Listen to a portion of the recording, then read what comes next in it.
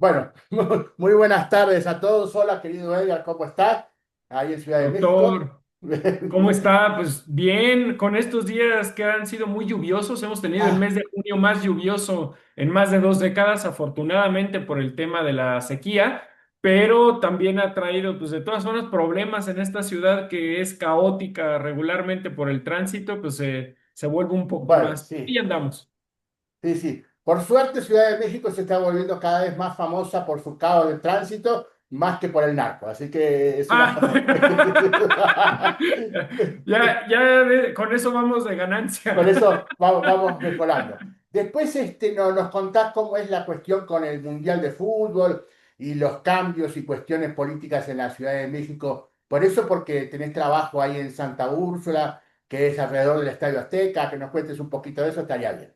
Mm. Con mucho gusto. Sí, Pues, sí. de entrada invitarles a todas y todos. El próximo año vamos a tener acá unos partidos del Mundial de Fútbol en la Ciudad de México. Vamos a ser sede por tercera ocasión en nuestra historia del Mundial y a diferencia de ocasiones pasadas donde pues, únicamente los cambios tenían que ver con el propio recinto, ahora pues el gobierno de un carácter progresista está volteando a ver a la comunidad qué necesidades tiene, cómo podemos trabajar en conjunto con ellos y pues ahí vamos generando Bueno. dinámicas sociales muy Sí, sí, interesantes. sí, sí. Ahí hablamos porque además es muy cómico que Canadá, Estados Unidos y México, que se están llevando las patadas a nivel mundial, hagan un mundial juntos, ¿no? Así que no sé. Pues es Vamos a ver. sintomático del mundo en el que vivimos. Sí, algo así. No, hablando del mundo, nos quedó el final, digamos, espero que sea el final, ¿no? De esta aventura bélica entre Israel, Irán, con intervención de Estados Unidos y demás. ¿Qué opinión tenés respecto a la intervención americana que no llegamos a comentar? Mm. De hecho, el programa pasado justamente mencionábamos las posibilidades que esto escalara y se convirtiera en un conflicto muy serio porque todas las potencias están involucradas y tienen intereses en esta zona del mundo. Lo que quizá no esperábamos era una teatralidad como la que vimos, ¿no? Justamente ayer sábado se cumplieron 8 días del bombardeo de Estados Unidos a las plantas nucleares de Irán. Posteriormente, Irán responde atacando la sede del Comando Central de los Estados Unidos en Qatar, pero pues, yo empecé a sentir que habían cosas raras, porque en cuanto ataca a Estados Unidos, todas las agencias de energía nuclear de la zona dicen no hay radiación. O sea, si atacan una planta nuclear, el peligro justamente es que haya una explosión tipo Chernobyl o una cosa así que dañe los reactores y haya peligro de contaminación nuclear en la zona. Y todo el mundo diciendo no, no hay nada. Sí, Y hubo muchas además, cosas extrañas, pero si recordás bien, nosotros habíamos presumido la idea de que no encajaba con nuestra visión del mundo así una es, escalada exacerbada del conflicto, ¿no? Si entendemos efectivamente. que conflictos como estos va a haber repetidamente, puede volver a reiniciarse el conflicto entre Irán e Israel, está medio difícil porque Israel sacó la conclusión de que jugar a los cohetes para Irán es una especie de diversión eterna. Y Israel no tiene esa capacidad solo de Así. resistir tantas andanadas de cohetes, ¿no? El domo de hierro empezó a flaquear porque llovían tantos misiles que no había forma de frenar, ¿no? Entonces, y preveíamos que una escalada de conflicto con una intervención americana muy fuerte iba totalmente en contra de la base electoral de Donald Trump, del plan Así de Donald es. Trump y de todo lo que tenga que ver con el aplastamiento del Deep State y demás. Era una resucitación de los demócratas y de los planes globalizadores. Y así resultó ser. ¿Qué te pareció la intervención de Donald Trump y el rol de Donald Trump en esto? De hecho, él estaba, también hay que decirlo, hay que hacer análisis, no tomar partido desde el corazón. Donald Trump estaba entre fuego cruzado. Por un lado tenía a los superhalcones dentro y fuera de Estados Sí, Unidos sí, presionados. desesperado por entrar con todos los cohetes, sí. No, porque lo que ellos querían era la guerra, que entierre todo. justamente toda la base de Donald Trump y regresen al modelo que a ellos les conviene, con el cual ganan mucho dinero. Y por el otro lado estaba la presión de la base electoral de Donald Trump, que justamente lo eligen porque él promete, y en el primer mandato también hay que decirlo, lo cumple, no involucrarse en ningún conflicto en Medio Oriente ni en ninguna parte del mundo. Claro, sería bueno tratar en dos palabras de explicarle a nuestros oyentes por qué Donald Trump actúa así y por qué su base electoral le pide esto. Y tiene que ver con una presión por la reindustrialización de Estados Unidos.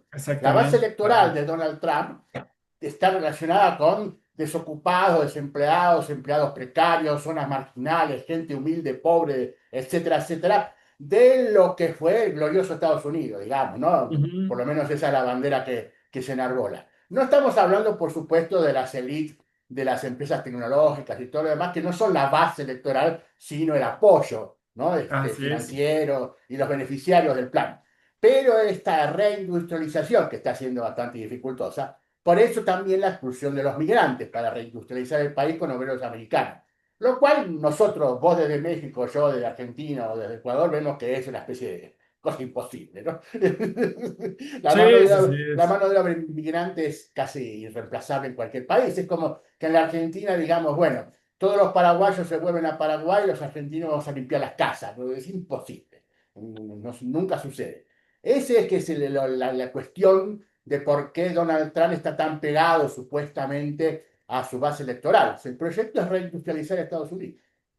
Es que lo comentábamos justo la semana pasada y en ocasiones anteriores, que Estados Unidos le apostó todo a la alta tecnología y a las finanzas y empezaron a descolocar su base industrial, mandarla a México, a Canadá, sobre todo al sureste asiático, porque salía más barata la mano de obra por allá y ellos querían dedicarse a temas financieros y a partir de pagar, de prestar dinero, poder mantener el nivel de compra. El tema es que empezaron a perder las guerras y pues ya no hay a quien le puedan cargar el costo de este tipo de préstamos que en ocasiones no tienen quien los pague. Y, y fíjese, le decía que había un fuego cruzado Sí, entre ambos sectores que en Estados Unidos son igual de poderosos, ¿eh? No, sí es un país muy polarizado. O sea, polarizado quiere decir que hay dos polos de igual magnitud enfrentados entre sí. Porque luego aquí en los países de América Latina, sobre todo en México, hablan de polarización cuando pues, el 80% de la población apoya a la presidenta Sheinbaum. ¿Cómo puede haber sí, polarización en eso? No es sí, sí, sí. ilógico, pero Pero es la narrativa. saltando para el lado mexicano, la polarización se ve mucho en redes y en medios, porque sí es cierto que ahí el peso está como un poco más equilibrado, ¿no? Ah, Bueno, claro, porque dominan los medios de comunicación y ahí más bien, y tampoco yo lo pondría como polarización en ese aspecto, sino como una radicalización de los mensajes, porque en esos espacios que son un poco más libres entre teorías, sí, en el que cada uno puede subir lo que se le antoja y expresar posiciones racistas, clasistas, xenófobas, con una naturalidad que hasta a veces da terror. eh, digamos que los mensajes y los ataques entre posturas se vuelven sí, muy muy extremo. radicales, Mm, pero eso no significa que realmente en la base social suceda lo mismo. En Estados Unidos sí hay un 50-50. Entonces, y lo comentábamos en la semana, la forma en la que Trump parece que acuerda con Putin, o sea, es un diálogo de altísimo nivel sí, entre sí, ellos porque el dos. conflicto lo pararon entre los dos, ¿no? Exactamente, o sea, cada uno con su aliado Sí, planean esta tratando de estrategia bajar. de se pegan, les vamos a dar a cada uno un coscorrón, pero va a ser como teatral. Les avisamos dónde les vamos a pegar para que vayan Es- haciendo espacio para pero, recibir el pero te golpe. das cuenta que hay dos cosas que sería bueno rescatar. En primer lugar, estamos viviendo un mundo de diplomacia abierta. Ah, claro. Ahora todo se dice. no hay nada de Así. secreto, nada, todo, Sí, todo se sí, dice. sí, sí. Entonces Donald Trump muy contento diciendo hablé 1 hora y cuarto con Putin, lo cual es un tiempo enorme, y hablamos de Sí. esto y hablamos de lo otro, y etcétera, etcétera, ¿no? Y segundo, una diplomacia en la que, bueno, cualquiera que más o menos pueda sortear ese bosque de fake news que hay por todos lados, entendía que, por ejemplo, la represalia de Irán contra Estados Unidos ya era casi cómica, ¿no? Es decir, porque les avisan que vamos a atacar, le dicen por favor saquen a la gente porque vamos a atacar tal lugar, atacan el lugar, producen sus daños que tienen consecuencias económicas que a nadie le importa, digamos, lo armamos de vuelta, listo, ya atacamos a Estados Unidos, al imperialismo, al mal, etcétera, etcétera. La población iraní festejó, resultado perfecto, ¿no? El precio del Pero, petróleo bajó, todo el mundo empezó a hablar de paz. Pues eso no sucede cuando hay ataques, ¿no? Entre pero no, países. te das cuenta que es arriesgadísimo.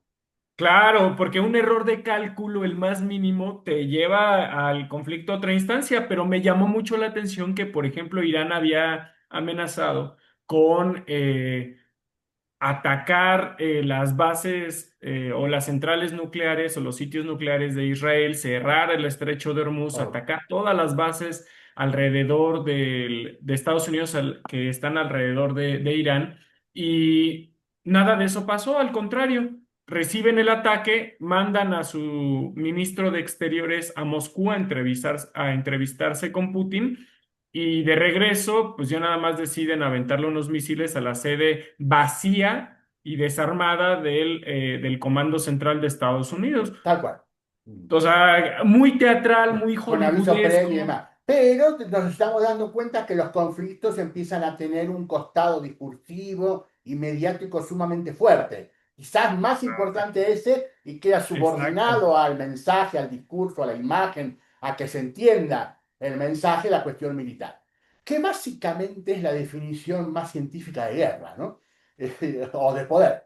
Claro, claro. Decirle al otro que se someta y que haga lo que yo quiero con una amenaza ahí latente o expresa, pero consensuada. Es una cosa. Sí, sí, sí. Me sentí leyendo las noticias de este conflicto como si estuviera repasando las novelas de George Orwell o una Sí, cosa así, porque lo importante era lo mediático, no lo que sí, hay sucedía en mucha el terreno. metainformación y por eso es que la desinformación pulula tanto. Eso quiere decir la información dicha en forma equivocada, pero intencional, ¿no? Claro, Es- confundir a todos. Claro, todo el mundo pensando nos vamos a la guerra, lo cual tiene como consecuencia la idea de que si se monta un escenario mediático de guerra, nos vamos a la guerra en serio. Esa es la Sí, consecuencia. también. Entonces, la jugada, yo quedé con la opinión de que la jugada de Donald Trump fue brillante.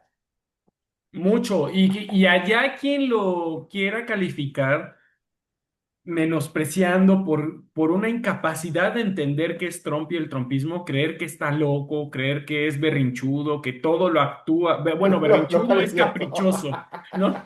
A lo mejor es una palabra muy, muy local. Berrinchudo es caprichoso, entonces que actúa nada más por impulsos, ¿no? Hay una racionalidad política de él y del Estado norteamericano, estadounidense, donde no existe o hay muy poco margen para las decisiones unilaterales y que vengan del, Sí, del corazón o de las entrañas. pero Hay queda cálculo claro cómo es político. que en un mundo tan difícil, en el cual Estados Unidos era el jugador con menos posibilidad de conseguir algo en esta situación, Oh, se le sí, había sí, ido el sí. caballo de las manos y Israel agarró por su lado. De repente, mediante una acción medida milimétricamente, Estados Unidos se posiciona como el gran ganador, como el gran árbitro. En este mundo, Exacto. si nosotros no arreglamos la cuestión, todo se desmadra, ¿no? Sí, En exacto. acuerdo con Putin, lo cual queda clarísimo, yo y Putin, los dos ganadores de esta cuestión, nos arreglamos. Irán quedó bien, quedó claro que atacar a Irán ya no es un jueguito fácil como atacar a Gaza, Sí, sí, sí. y Israel quedó bastante golpeado.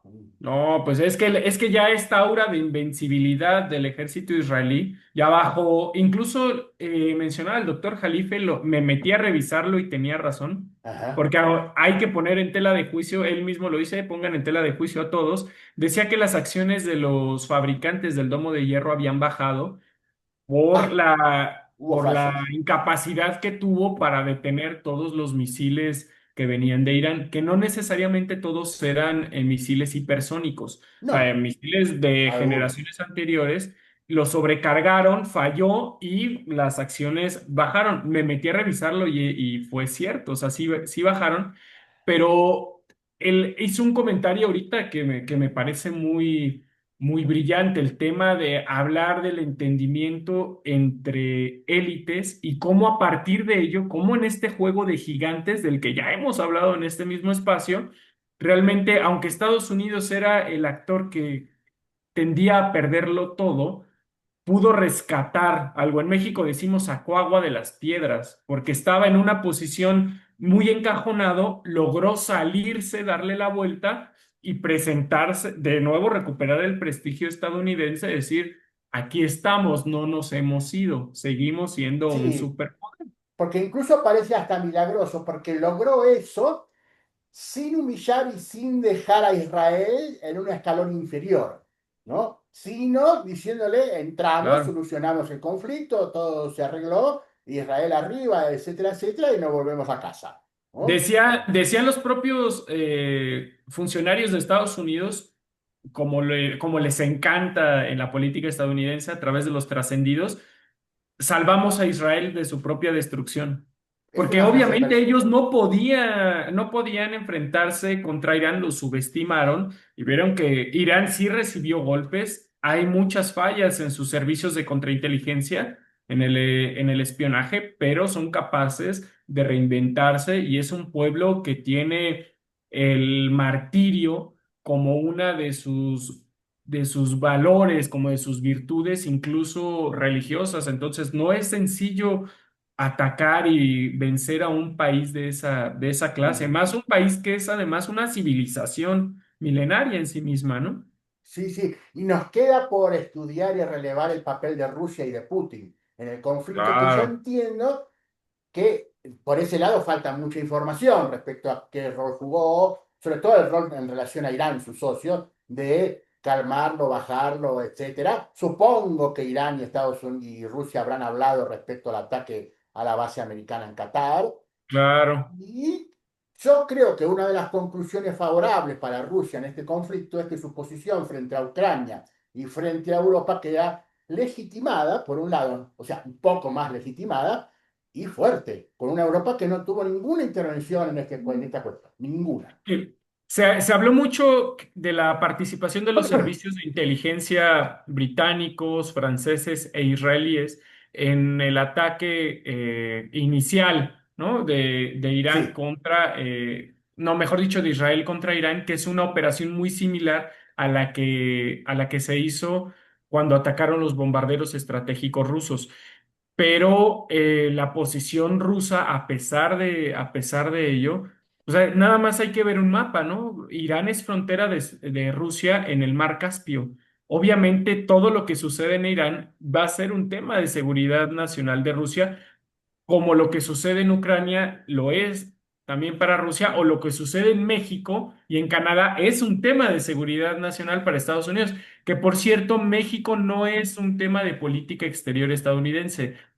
Como estamos es su frontera más frágil, somos el perímetro de seguridad de Estados Unidos, formamos parte de la política doméstica de Estados Unidos. Así hay que interpretarlo, así hay que actuar y creo que con esta parte, salvo que usted quiera agregar otra cosa, doctor, hay un tema que también llamó mucho la atención en la semana, que fue el señalamiento contra las casas financieras en México, en donde las acusan de lavado de dinero proveniente del crimen organizado y que en Estados Unidos la fiscal pone a México al nivel de amenaza para su país como en el mismo nivel, en el mismo paquete que Irán, Rusia y China.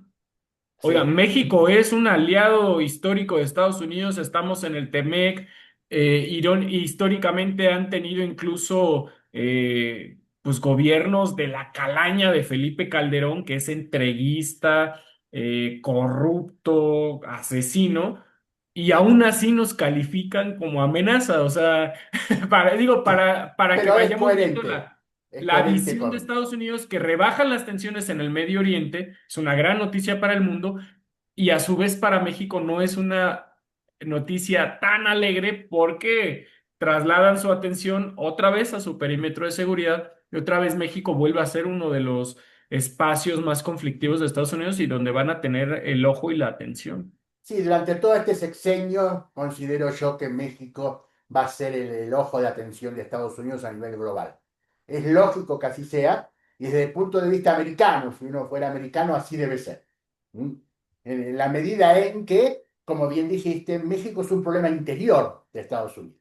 ¿Mm? No lo era, no lo era, pero hay un cambio importantísimo que por ahí los mexicanos no se dan cuenta, y es el hecho de que México es más grande de lo que parece, ¿no? En términos de geopolítica mundial.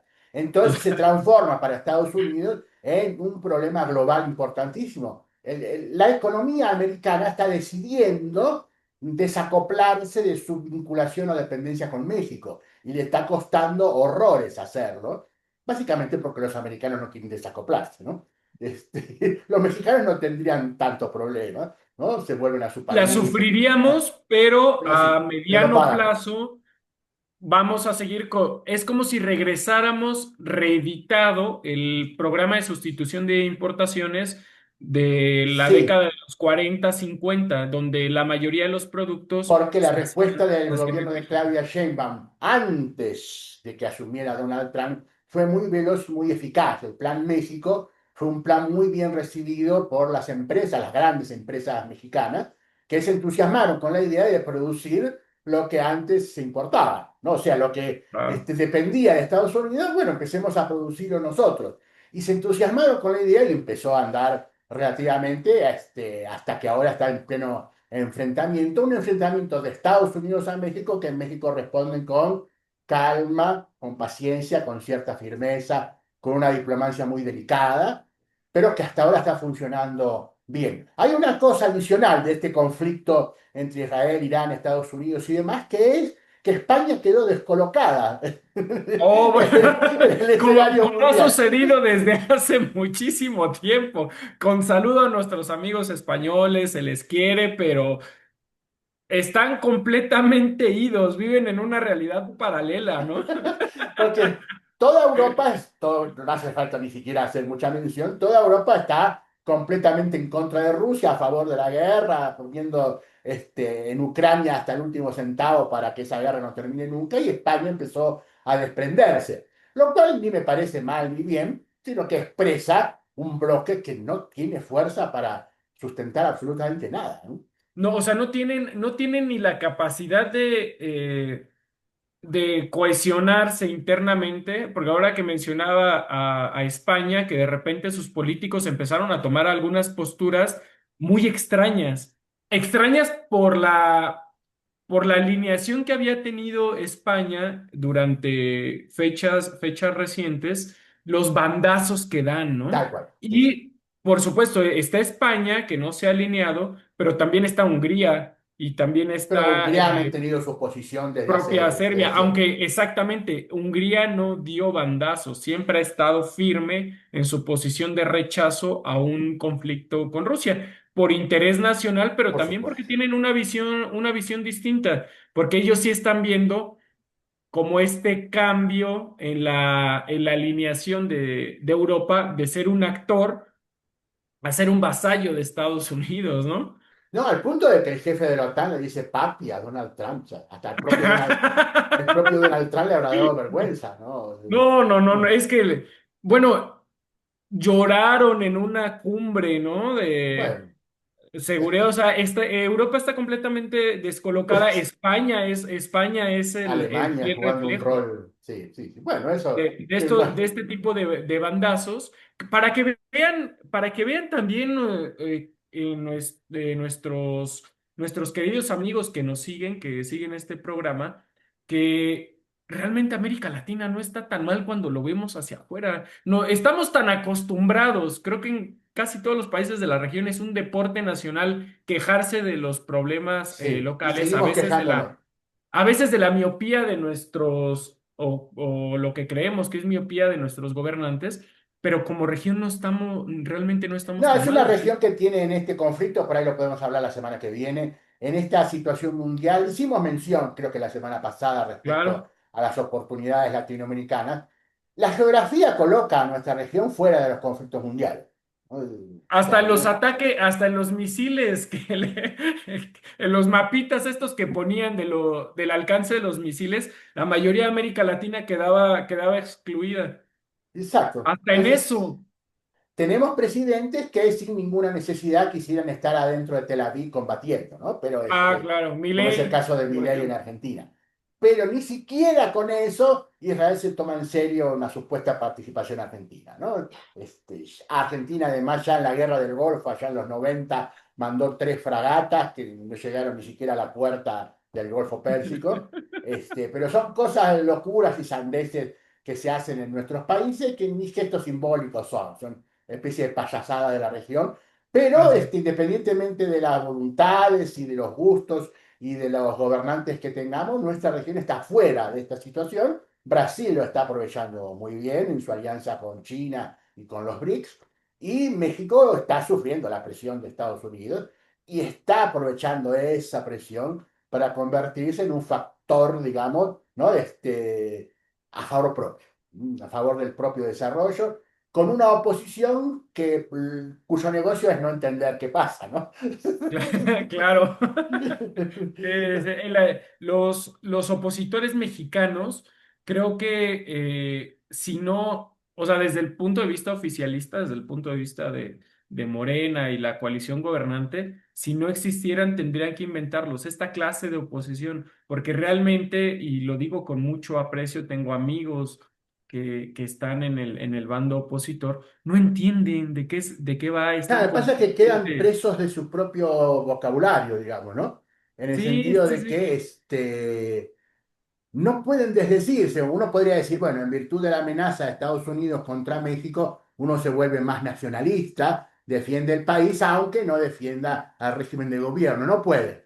Entonces, quedan atrapados en un discurso en el cual es ser opositor, cueste lo que cueste, a toda costa. No, y apostarle a que Estados Unidos venga y haga el trabajo que tendrían en teoría que hacer ellos, porque realmente no han entendido incluso que esta postura tan radical, pues realmente termina siendo un tiro en el pie, como decimos Ujú. aquí en México, porque la población mexicana es altamente nacionalista. Sí, Y el ver que algunos de sus políticos prefieren pedirle a Estados Unidos una intervención que ellos ponerse una camiseta nacionalista, pues realmente los separa tal cual. de la visión que Ajá. ellos tienen, Bueno, ¿no? según yo veo en mi pantalla, me quedé congelado en la pantalla. Vos, Ah, sí. sí, bueno, no importa.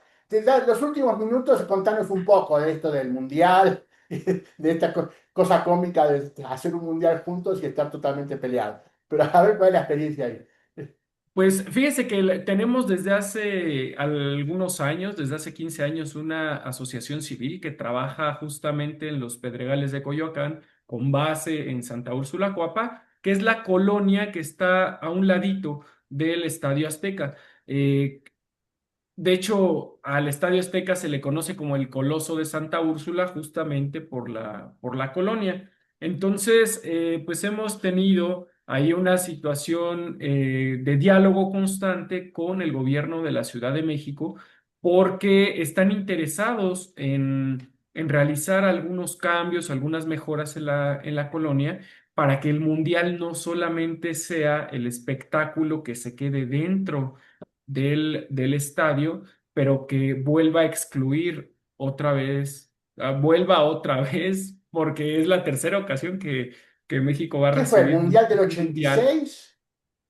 Fue en el 70, en el 86 y Ah, ahora en 2026. En los dos pasados yo ni siquiera había nacido, es la primera oportunidad que vamos a tener de vivir un mundial, de ser sede mundialista, pero algo curioso sucedió que entendieron tanto las autoridades, o sea, el gobierno y sobre todo la gente de Televisa, que son los dueños del Estadio Azteca, que tienen que darle algo a la comunidad.